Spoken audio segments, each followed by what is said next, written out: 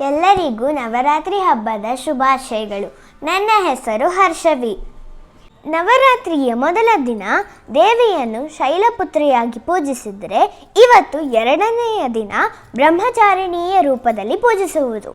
ಪಾರ್ವತಿಯು ಉಮಾ ಎಂಬ ಹೆಸರಿನಿಂದ ಹಿಮವಂತನ ಪುತ್ರಿಯಾಗಿ ಜನಿಸುತ್ತಾಳೆ. ನಾರದರ ಉಪದೇಶದಂತೆ ಪರಮೇಶ್ವರನನ್ನು ಪತಿಯಾಗಿ ಪಡೆದುಕೊಳ್ಳಲು ಕಠಿಣ ತಪಸ್ಸನ್ನು ಮಾಡುತ್ತಾಳೆ. ಅದಕ್ಕಾಗಿ ಅವಳನ್ನು ತಪಶ್ಚಾರಿಣಿ ಎಂದರೆ ಬ್ರಹ್ಮಚಾರಿಣಿ ಎಂದು ಕರೆಯುತ್ತಿದ್ದರು. 100 ವರ್ಷಗಳ ಕಾಲ ಅವಳು ಬರೀ ಹಣ್ಣು, ಹೂ ಮತ್ತು ಎಲೆಗಳನ್ನು ತಿನ್ನುತ್ತಿದ್ದಳು. 3000 ವರ್ಷಗಳ ಕಾಲ ಅವಳು ಕೆಳಗೆ ಬಿದ್ದಿದ್ದ ಬಿಲ್ವ ಪತ್ರಗಳನ್ನು ಸೇವಿಸಿ ಶಿವನ ಧ್ಯಾನ ಮಾಡುತ್ತಿದ್ದಳು. ಎಲೆಗಳನ್ನು ಸೇವಿಸಿ ಬದುಕಿದ್ದರಿಂದ ಅವಳಿಗೆ ಅಪರ್ಣ ಎಂಬ ಹೆಸರು ಬಂದಿತು.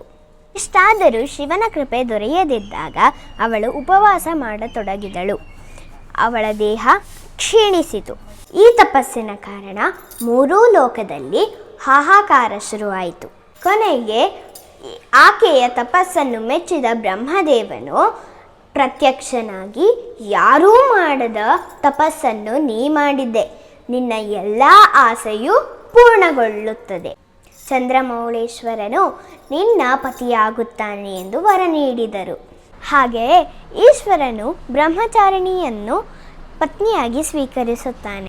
ಬ್ರಹ್ಮಚಾರಿಣಿಯು ಬಲಗೈಯಲ್ಲಿ ಜಪಮಾಲೆ ಮತ್ತು ಎಡಗೈಯಲ್ಲಿ ಕಮಂಡಲವನ್ನು ಹಿಡಿದಿರುತ್ತಾಳೆ.